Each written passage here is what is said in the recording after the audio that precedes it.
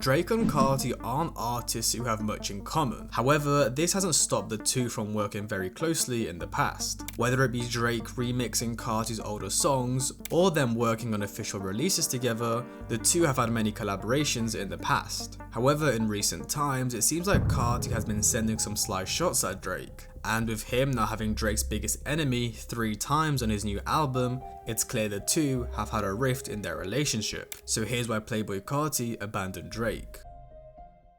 The first time we would see Drake pay any attention to Carti would be all the way back in 2015, when Ernest Baker would write a blog for Complex detailing his time spent with Drake, where funnily enough he would ask him about Carti's hot underground hit, Broke Boy. Later that night, I sent a text telling him to check out Broke Boy by Playboi Carti, then I pass out on the couch. And sometime later, the first thing I ask Drake is what he thinks of Broke Boy. It's hard. And it seemed like Drake thought it was in fact hard, as he would even supposedly remix it, as 2 years later in 2017, notable Carti producer Mexico Dro, who made the beat for Broke Boy, revealed that Drake did in fact remix Broke Boy, but it got vaulted and nothing ever happened with it. Unfortunately, I can't find any evidence or audio of this online apart from some fans' tweet from 2017 saying, "Dro just effing said Drake hopped on a Broke Boy remix, why? Carti season over before it even started." Then the first time we would really see Carti do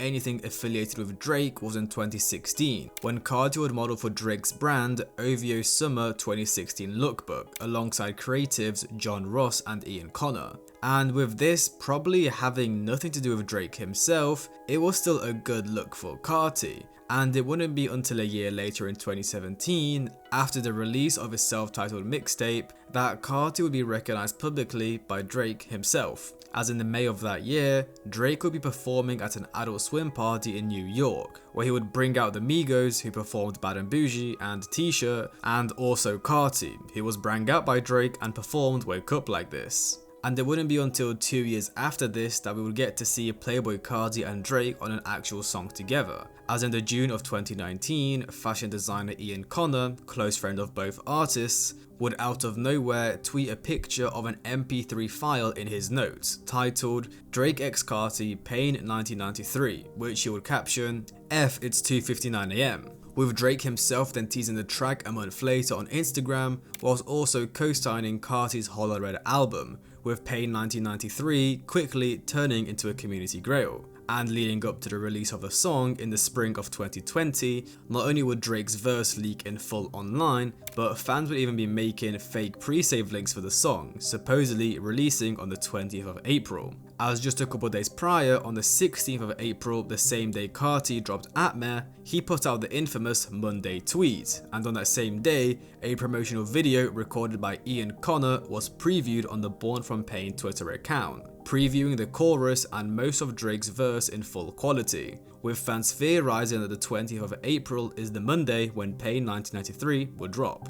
But they were wrong, and the wait would continue. Fast forward 2 weeks, on the 29th of April, Ian Connor would edge the fans again, posting a text message from Drake that read, "So proud Pain 1993 came to life," suggesting that the song will be releasing soon. And then the next day, it would become official, as Drake would post the announcement of his next project, the Dark Lane demo tapes, featuring Playboi Carti on Pain 1993. And eventually, on the 1st of May, the song would be released, with the song's title paying homage to Ian Connor, in reference to his brand Born From Pain 1993. With Carti also having a song title showing respect to him all the way back in 2015, titled Ian Connor. The song would perform extremely well, debuting at the number 7 position on the Billboard Hot 100, with this being Carti's first track in the top 10. Now, the song would also actually stir up a lot of controversy due to the verse Carti used on it, as the official song on streaming platforms dropped with a different sounding verse compared to the one that was previewed. Not only were many Drake fans complaining that the Carti verse in general ruins the song, but also the Carti fans saying the official verse from Carti is not as good compared to the previewed one, with the OG version of Pain 1993 now sitting on over 2 million views on just YouTube, showing us how much people prefer the original version. But many fans have now argued this, saying this version was just a reference track and not an actual verse, which seems right, as Carti is mostly mumbling sounds and not completing his sentences on the OG version. On the other hand, there was also rumours that Carti apparently sent Drake 3 verses and let him decide which one to use. But overall, the song was still an immense success. Of course, giving Carti his first top 10 Billboard hit, and a couple years later, Ian Connor would share his text with Drake, showing how the song was made. It starts off with Drake asking when is Carti going to finally send in his verse. Man, is Carti doing pain? He like Michael Jackson. I can't even get the verse. He did it, but Ian would then say,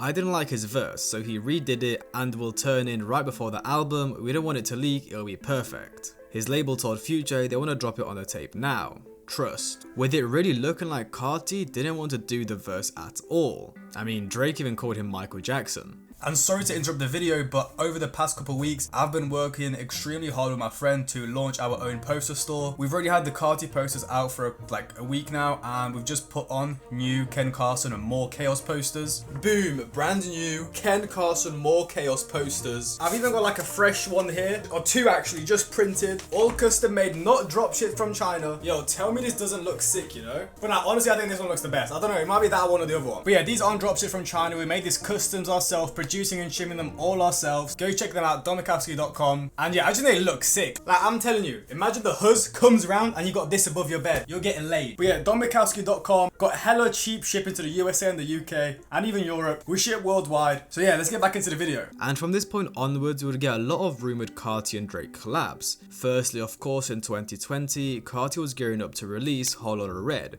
with whispers circling around the community that Drake was supposed to feature on the song Place, as there's a video of him in the club listening to a supposed verse from that song, with a Carti insider also suggesting that Drake was on the song. But of course, as we all know, that never ended up happening. I mean, after Whole Lotta Red officially released, fans tried to say that the pauses at the beginning of Place were due to Drake's verse or ad-libs being cut out, but I think we can reasonably confirm that that wasn't the case. Then moving into 2021, in an interview, Baby Keem would reveal that him and Carti were supposed to feature on Drake's What's Next, released in the March of that year. So, I spoke to Super Mario.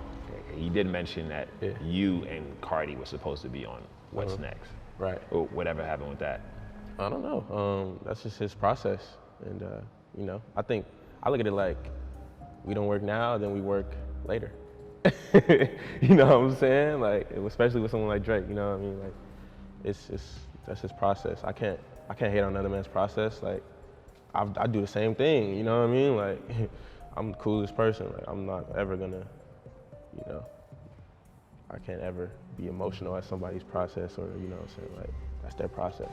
Later in 2021, DJ Carnage would preview a verse from Drake on a beat from a Carti leak titled One Day, with fans at first not believing this was even real, suggesting it is just a remix or something. As of course, it seemed odd. Why would Drake have a verse on a 2017 Carti song, which, fun fact, was one of the first songs him and Pierre Bourne ever recorded? But 2 days after DJ Carnage previewed it, on the 4th of September, Drake played the song in full on episode 46 of Night Owl Sounds, The Fry Ye Show, for the release of his 6th studio album, Certified Lover Boy. And around this time, Ian would share more text with Drake, showing us how he got Drake on One Day. This the one I want and need you on if you generally F with it, in reference to him sending One Day. It's from 2015, it's at the third Pierre beat he ever rapped on. He scratched it, but he'll always say with me, bro, Carti really incredible, man, I'm all the way down, send me the beat, I'll get it with open verses sent to me, with him also showing a screenshot of Drake sending the audio file. As we can see, it seems like Drake is in fact a huge fan of Carti, whilst honestly Carti himself doesn't seem very keen on him. I mean, we saw how Drake literally had to beg for Carti to do his verse, of course, even comparing him to Michael Jackson. And over the years, Drake would continue showing love to Carti. On Jumbotron's Poppin', released in November of 2022, Drake would rap, up 8 AM, geeking hard, I'm a real vamp, strapped up, F it, I'ma die lit, with these both being references to Carti's albums Whole Lotta Red and Die Lit, with the song even being produced by one of Carti's main collaborators, Filthy. This track was basically dedicated to Carti. Then fast forward a year to 2023, Drake would post a story to his Instagram saying him and Carti have something on the way, and then towards the end of the year, on another late night from For All the Dogs, Drake would shout out Carti. "My bank account is Magnolia, Millie Rockin'," of course in reference to Carti's breakthrough Billboard charting hit, Magnolia. But from this point onwards is when we will begin to see the rift between Drake and Carti. So after Carti made his grand return to social media in the December of 2023, he would share his DMs with Drake, where as usual, he showed love and support. "Twin, call me. My twin, I probably got the wrong number and got a new number myself. Where you at? Talk to me. 2024 is amazing." And then in the August of 2024, a track titled No Face would be posted to Drake's burner Instagram account, featuring ad-libs from Carti at the end of the song. Now, even though Carti said about 3 words, fans were hoping this wasn't the full thing and that when the song dropped officially, Carti would have a full verse. But shortly after this song had surfaced, Carti would post an Instagram story on FaceTime with The Weeknd, which to me looks like he was showing us whose side he's on. As of course, this was all going down during the rap civil war, basically the entire industry versus Drake, with the entire industry being the likes of Kendrick, The Weeknd, Future, Metro, and Pharrell. And it seemed like Carti was not siding with Drake. Now before I show the evidence and explain how Carti chose sides, just simply the fact that Carti is from Atlanta, close friends with the likes of Future, Metro, then of course A$AP Rocky, who is literally Carti's boss. So with Drake now dissing all of them, that already gives us grounds to why Carti may not be so keen on Drake anymore. Anyways, I mean, Carti could have literally posted The Weeknd any day and time possible, but decides to do it right after No Face is posted online. Sure, buddy. And we would get more confirmation that Carti has completely cut ties with Drake, as Kendrick affiliate and longtime friend of Carti, Jay Hitter, would post to his Twitter saying, "My brother Playboi Carti not doing that he one of us," in reference to him featuring on No Face, saying he's not doing the feature. "Keep telling y'all," whilst also attaching lyrics to one of Carti's 2017 songs, Wake Up Like This, which says the lyrics, "I'm in Bompton with the Pyroos and I don't even bang," with this being Carti showing he's affiliated with the Bloods in Compton. And you know who else is? Kendrick and his entire crew. And just a week later, after it was previewed, No Face would drop, with Carti not appearing on it, clearly not clearing his verse. Then a couple weeks later, Carti would feature on The Weeknd's Timeless, produced by Pharrell, 2 of Drake's enemies, with a line even being potentially aimed at Drake, as Carti would say, "Double O bust down the watch, you know that I'm timeless," which fans theorized was a response to Drake's 2015 track 10 Bands, where he said, "All my watch is always timeless, you can keep the diamonds." Now personally, I think this is a bit of a reach and really doesn't even mean much. I first heard Hello Yasin say it in his video, but I'm not too sure that Carti would be referencing a lyric from a 2015 Drake song. Well, just 4 days after Timeless officially released, Drake would unfollow Carti and a handful of other people on Instagram, potentially giving us more proof they're not cool anymore. And now, let's move into the March of 2025, when Carti was gearing up to release his hugely anticipated album, Music, with a huge surprise incoming. 3 features from Drake's biggest enemy, Kendrick Lamar. Now, leading up to the album's release, Carti would tell academics a bunch of information regarding the album, which he would tell us on stream, revealing that apparently Carti and Drake had music together that was supposed to release all the way back on For All the Dogs, and even potentially had a song for Music, but it of course wouldn't release as he had 3 Kendrick features. I'll give y'all some. Y'all want some leaks? I'll give y'all some leaks. Carti got a song with Drake. It's fire. I love it. It's not gonna be on there. Kendrick's supposedly creative directing it. Kendrick's not gonna let a Drake song get on the shit, bro. I listened to the song. I'm telling you, I could tell you the sample right now. I'll even give you a little bit more. I hit Drake about the song. I said, Drake, you cleared the song? I hit him today about it. Did you clear the song? Because I knew it wasn't gonna be on there, even though honestly, I'll give you a little tea. Bro, if Kendrick is supposedly overseeing this, Kendrick is not gonna let Drake drop a song. Come on, bro, like, y'all know, come on. You know what I'm saying? So it's like, bro, it's sides. Like I know some of y'all are delusional, they're sides. Again, Carti ain't taking sides, bro. So bring Carti out of it. But if Carti has anything to say on the album, you think Carti's gonna be like, yeah, I'm gonna be on the album and Drake gonna be out? That's not gonna happen. So this song's not on it. It's reality. You ain't cleared this song? Bro, this sound fire. He played it for me. Why you ain't cleared? You know, Drake said, yo, that is for all the dogs.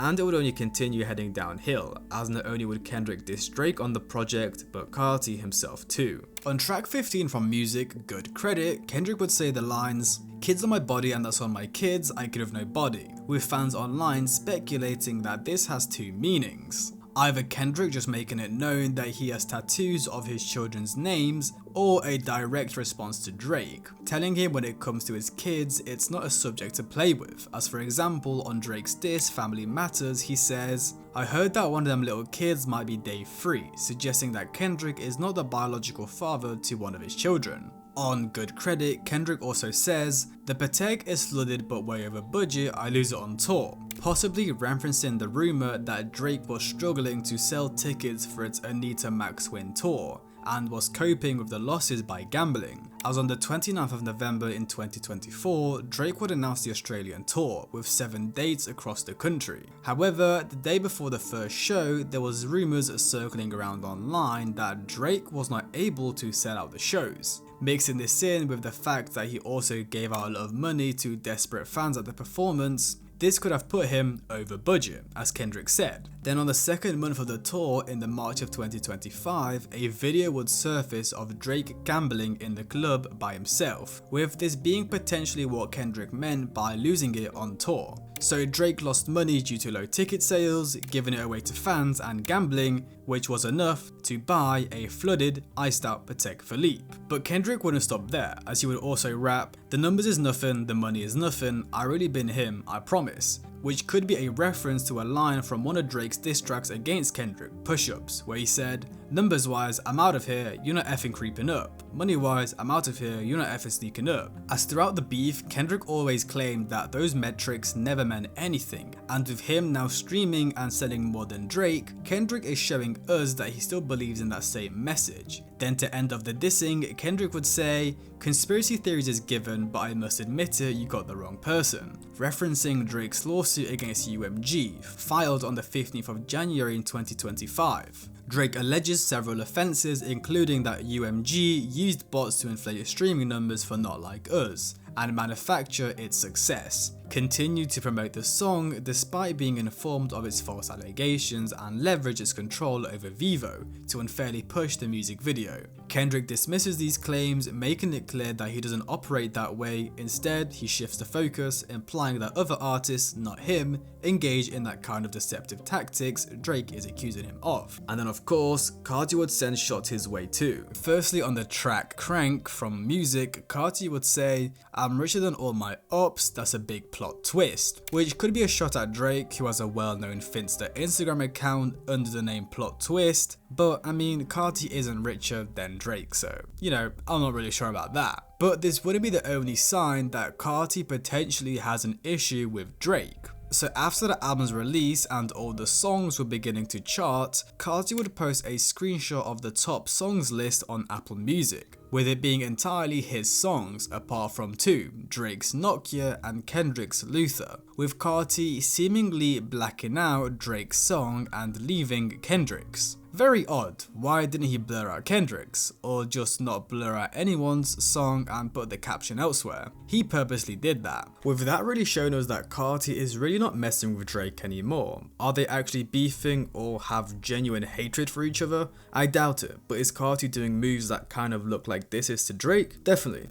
I feel like now that Drake has kind of taken a hit due to the whole Kendrick beef, he's now siding with them, as of course it means he gets to affiliate himself and get features from the likes of Kendrick, The Weeknd, Future and so on. Again, all these things like No Face releasing without Carti, Carti blocking out Drake's song on the charts, having 3 Kendrick features and even allowing him to diss Drake on the project, these aren't all coincidences, they happen for a reason. And since Carti is now so close with XO and Kendrick's crew, he definitely cannot be seen affiliating himself with Drake anymore. Anyways, hope you guys enjoyed, like, subscribe, comment, have a great day, and I'll see you guys in the next one.